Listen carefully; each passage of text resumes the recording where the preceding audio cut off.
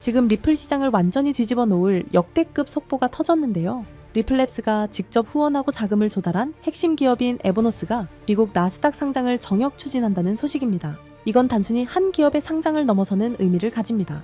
XRP를 보유한 기관 중에서 가장 막강한 물량을 가진 이들이 제도권의 심장인 나스닥에 입성한다는 건 리플의 가치가 전 세계 자본시장에서 공식적으로 인정받는 역사적인 순간이 온 거라고 볼 수 있습니다. 이제 리플은 더 이상 변두리 코인이 아니라 나스닥이라는 거대한 엔진을 달고 날아오를 준비를 마친 거죠. 에보노스가 대체 어떤 기업이길래 이토록 난리인지 궁금하실 텐데요. 온체인 데이터를 정밀 분석해본 결과 이들이 보유한 리플 물량은 무려 3억 8,800만 개에 달합니다. 이걸 달러로 환산하면 8억 1200만 달러고 하나로는 1조 원이 훌쩍 넘는 어마어마한 규모인데요. 이들은 단순히 단기 차익을 노리는 게 아니라 기업의 핵심 준비금으로 리플을 차곡차곡 쌓아가고 있습니다. 단일 기관 투자자 중에서는 가히 독보적인 수준의 물량인데 이런 거대 고래가 나스닥에 상장된다면 그 파급력은 우리가 상상하는 것 그 이상이 될 수밖에 없는 거죠. 흥미로운 점은 이들이 왜 굳이 리플을 준비금으로 선택했느냐는 겁니다. 에보노스는 리플을 단순한 송금 수단이 아니라 가치를 저장하는 핵심 자산으로 보고 있는데요. 이미 기관 투자자들 사이에서는 리플을 준비 자산으로 채택하는 흐름이 급물살을 타고 있습니다. 이들은 리플의 기술력뿐만 아니라 앞으로 펼쳐질 폭발적인 가치 상승에 전사적인 베팅을 한 셈인데요. 기관들이 리플을 준비금으로 채택하기 시작했다는 건 리플이 이제 디지털 금과 같은 지위를 확보해 나가고 있다는 강력한 증거라고 볼 수 있습니다. 여기서 우리가 주목해야 할 핵심 전략이 있습니다. 바로 제2의 마이크로 스트래티지 시나리오인데요. 비트코인을 무한 매집해서 기업 가치를 수십 배 키운 마이크로 스트래티지처럼 에보노스 역시 나스닥 상장사라는 지위를 활용해 유상증자를 진행할 계획입니다. 주식 발행으로 모은 막대한 자본금을 그대로 리플 매수 버튼을 누르는 데 사용하겠다는 거죠. 수익을 주주들에게 나눠주는 대신 그 돈으로 리플을 더 사서 금고를 채우겠다는 이들의 전략은 시장의 리플 물량을 빨아들이는 거대한 블랙홀이 될 겁니다. 더욱 소름 돋는 사실은 에보노스의 리플 평당화입니다.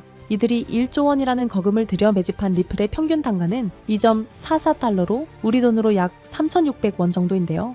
현재 시장 가격인 3,000원과 비교하면 기관이 우리보다 20%나 더 비싸게 리플을 샀다는 뜻입니다. 1조 원을 굴리는 엘리트 집단이 바보라서 지금 가격보다 비싸게 샀을까요? 절대 아닙니다. 3,600원도 여전히 저평가 상태라는 확신이 있기 때문인 거죠. 결국 지금 리플을 사는 우리는 이 거대 기관보다도 20% 저렴하게 티켓을 거머쥐는 최적의 타이밍에 서 있는 겁니다. 운명의 시간은 2026년 1분기입니다. 에보노스가 나스닥에서 공식 거래를 시작하는 순간 리플을 향한 대규모 자본의 유입은 걷잡을 수 없이 커질 겁니다. 이미 리플을 준비금으로 매집하는 상장 기업들이 줄줄이 대기 중이고 이들이 시장 물량을 잠가버리기 시작하면 전례 없는 공급 충격이 발생할 수밖에 없습니다. 장기적인 안목으로 지금 이 기회를 선점하는 분들만이 머지않아 리플이 가져다줄 압도적인 부의 주인공이 될 텐데요. 그렇기 때문에 지금의 리플은 아직 시장에 제대로 된 평가를 받지 않은 극심한 저평가 상태라는 의미입니다. 우리는 이런 기회를 놓치지 말고 포트폴리오의 물량을 든든히 확보해야 합니다. 남들과 비교할 수 없는 막대한 부를 손에 넣을 그날이 바로 코앞까지 다가와 있습니다. 자, 하지만 그렇다고 해서 우리가 리플 하나에만 집중하면 되는 걸까요? 그건 절대 아니라는 점을 말씀드리고 싶습니다. 이 코인 시장에는 리플이 상승하면 그 흐름을 타고 함께 상승하는 후속 코인들이 반드시 존재하니까요. 지난 상승장에서 리플이 큰 상승을 보인 건 맞지만 사실 리플이 가장 높은 상승률을 기록했던 건 아니었거든요. 실제로 XRP가 큰 상승률을 보였던 2024년 5배가량 폭발적으로 상승했을 때 XRP보다 더 높은 상승률을 기록한 코인들이 있었습니다. 첫 번째로는 XRP와 마찬가지로 UAE 아랍에미리트로부터 투자를 받고 있는 만트라 코인입니다. 만트라 코인은 XRP의 행보를 그대로 따라가는 대표적인 종목이라고 할 수 있는데요. 이미 XRP 사용을 승인한 바 있던 두바이의 규제기관인 DFSA가 만트라와의 파트너십을 성사시켰으며 XRP와 함께 실물자산 토큰화라는 RWA와 규제 준수를 동일하게 이끄는 종목이라는 점 덕분에 XRP의 낙수 효과를 톡톡히 보는 종목이었습니다. 실제로도 두 코인은 유동성 경로 또한 같기 때문에 양 코인 간의 스왑 또한 가능하고요. 이와 같은 이유로 만트라는 XRP와 커플링 현상을 보이면서 XRP가 큰 폭등을 보였을 때 만트라 코인도 함께 큰 폭등을 보여주었고 2024년부터 2025년 초까지 무려 11만 %라는 엄청난 상승세를 기록했습니다. 만약 여러분들이 만트라의 초기 투자자로서 이 정보를 알고 계셨다면 이 11만 %의 상승분을 고스란히 여러분의 지갑으로 가져올 수 있었을 겁니다. 게다가 불안정했던 코인 시장의 규제가 점차 명확해지고 있고 트럼프 정부 위기 출범을 기점으로 시장은 빠르게 변화하고 있습니다. 이렇듯 코인 시장은 지금이야말로 우리 같은 일반 투자자들이 지금껏 얻지 못한 수익을 경험해 볼 수 있는 길이 열리고 있다는 뜻이기도 한데요. 실제로 우리와 평범한 이웃이었던 분들이 하루아침에 억만장자가 된 사례는 적지 않았습니다. 코인으로 3,670억을 번 20대 한국인, 일명 원효띠의 실화는 너무나도 유명하고요.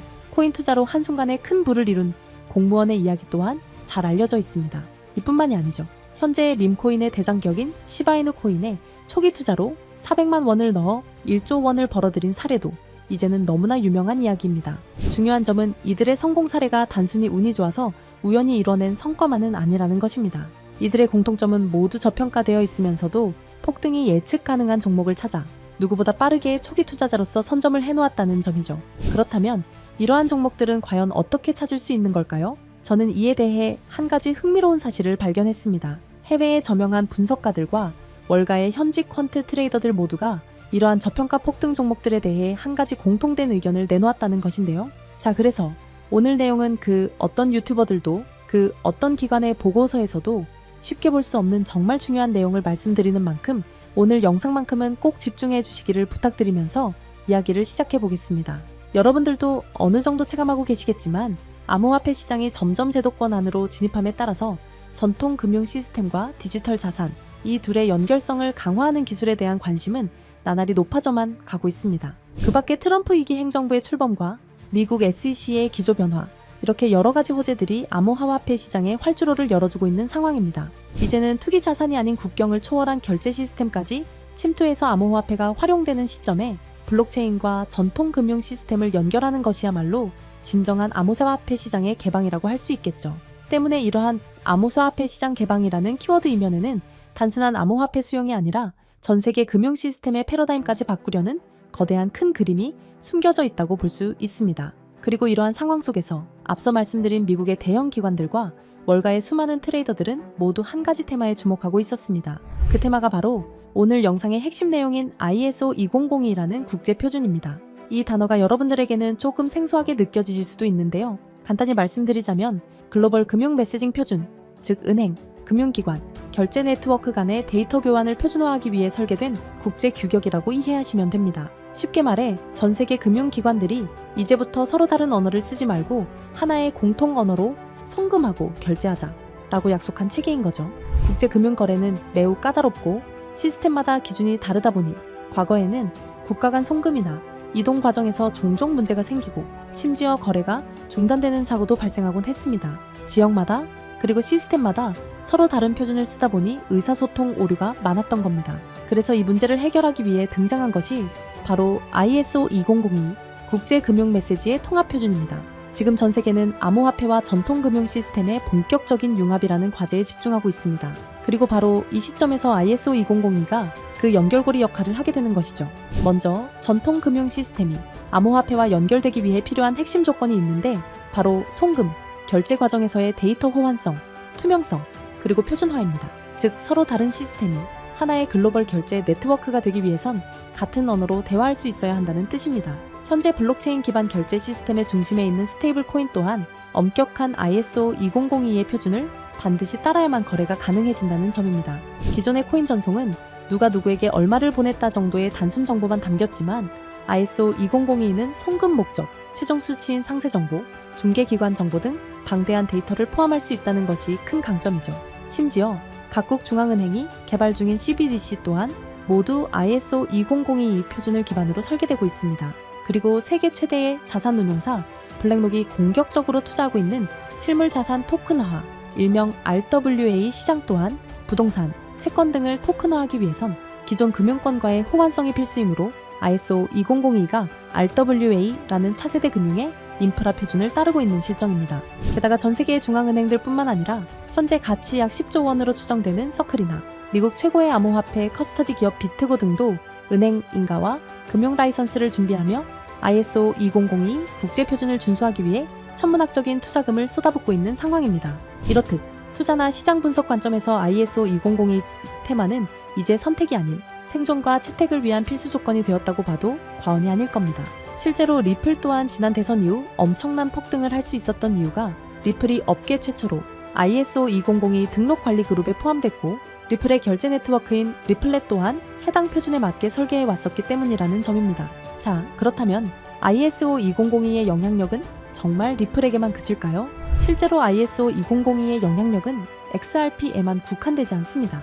지난 ISO 2002가 시장에 처음 언급되었던 2021년 폭발적인 상승률을 보인 알고랜드와 퀀트코인을 대표적인 사례로 들어볼 수 있는데요. 금융기관, 규제 준수 측면에서 ISO 2002의 적합성이 거론된 알고랜드는 2021년 한 해 동안 1000%, 무려 10배 이상의 폭발적인 상승률을 보였고, 여러 블록체인과 금융망을 잇는 인프라 제공자로서 ISO 2002의 호환 후보로 거론되었던 퀀트코인은 무려 2700%, 즉 27배라는 놀라운 상승률을 기록했습니다. 이 두 코인의 상승을 보면 알 수 있듯이 ISO 2002가 본격적으로 시장에 도입이 되면 향후 시장에 가져올 파급력은 더 강력할 것이라고 전문가들은 전망하고 있습니다. 이처럼 ISO 2002 테마와 관련하여 다음에 폭등할 코인들은 이미 우리가 모르는 사이에 조용히 폭발을 준비하고 있다는 뜻이기도 합니다. 그렇게 ISO 2002의 선택을 받은 종목은 곧 ETF처럼 특정 규제를 통과할 수 있는 종목들 또는 CBDC나 은행, 인프라와 연결될 가능성이 있는 코인들이 될 것입니다. 그리고 당연히 CBDC와 결제 인프라는 앞서 말씀드린 바와 같이 ISO 2002를 반드시 준수해야 하고요. 즉, 지금부터는 ISO 2002 준수 요건에 가깝게 충족하고 있거나 포함될 가능성이 높은 종목들을 찾아내서 선점하는 것이 중요하다는 말씀입니다. 그래서 제가 지난 1년 가까이 분석해서 찾아낸 이 종목이야말로 ISO 2002 준수 요건을 충족하면서 기관의 주목을 받고 있는 종목이라고 할 수 있습니다. 최근 ISO 2002에 대한 언급이 많아지면서 세력들이 가격을 끌어올렸고 글로벌 금융 세력들이 직접 주도하는 종목으로 ISO 2002 메시징 표준과 완벽하게 연동되도록 설계되어 있으면서 전통 은행 시스템과 블록체인 결제를 실시간으로 연결하는 코인입니다. 심지어 최근 비밀리에 진행된 라운드에서 블랙록과 피델리티 등 글로벌 헤지펀드, 그리고 기존 금융권, 엘리트 세력이 조용히 지분을 확보했다는 소식도 들리는데요. 때문에 월가 내부에서조차 프로젝트 레이트라 불리는 이 프로젝트가 공개되면 기존 금융 인프라를 대체할 숨겨진 연결망으로 자리를 잡을 것이라 예상되고 있습니다. 또한 국제 송금과 기관 간 자산 이동이 이전과는 전혀 다른 속도로 자동화될 것이기에 폭발적인 잠재력이 있을 것이라 전망하고 있는데요. 하지만 지금은 거시적인 시장 상황에 맞춰 조정을 받고 있는 상황입니다. 그래서 오히려 아주 적절한 타이밍이라고 볼 수 있는 것이죠. 때문에 전문가들은 현재 시장의 거시적인 불안 요소가 일부 해소되고 본격적인 ISO 2002의 도입이 시작될 경우 폭발적인 잠재력을 보여줄 종목이라고 전망하고 있습니다. 이 종목 아직 대중들에게는 잘 알려지지 않았습니다. 그만큼 시총도 낮고 가격도 저렴한 편이기 때문에 리스크 측면으로 봤을 때도 충분히 메리트가 있는 종목이라 생각합니다. 다만 제가 지금 코인명을 가려놓았는데 이 영상에서 코인명까지 함께 공개해드리면 좋겠지만 유튜브 정책상 특정 코인명을 직접적으로 언급할 시 제재와 경고를 받게 되어 있어서요. 이러한 이유로 부득이하게 비밀 보장을 위한 저의 스터디방에서만 공유를 해드리고 있습니다. 정보를 받아보시는 방법은 어렵지 않습니다. 이 영상 하단에 제목을 한번 클릭하시면 설명란이 나오면서 더보기 버튼이 보이실 텐데요. 더보기를 누르시면 파란색의 링크가 나옵니다. 클릭해서 들어가시면 간단한 설문이 나오는데 10초밖에 안 걸리는 간단한 설문이니까 작성하셔서 제출해 주시면 해당 종목에 관련된 분석 자료들 전부 보내드리고 있습니다. 그리고 컴퓨터로 영상을 보시는 분들은 영상 하단에 있는 더보기를 누르시면 마찬가지로 파란색 링크가 나오니까요. 참고 부탁드립니다. 저는 여러분들에게 금전 요구나 멤버십 가입 요청을 절대 하지 않습니다. 오직 유튜브만 하기 때문에 사칭 피해 각별히 조심해 주시길 바라고요. 끝으로 한 가지 말씀드리고 싶은 부분은 시장의 원리를 이해하지 못한 채 투자를 한다는 건 자칫 어설픈 투자의 길로 빠지기 쉽다는 점입니다. 즉, 내가 충분히 이해한 정보 내에서 투자를 해야 한다는 것이고 내가 왜 그 종목을 샀는지, 어떤 판단으로 샀는지가 그만큼 중요합니다. 그리고 그 매수 요인이 변함이 없다면 그때는 믿고 기다려야겠죠. 제가 이번에 집중적으로 분석한 ISO 2002 메타는 그런 부분에서 충분히 부합된다고 생각합니다. 오늘 영상은 여기서 마치겠습니다. 긴 시간 시청해 주셔서 감사합니다.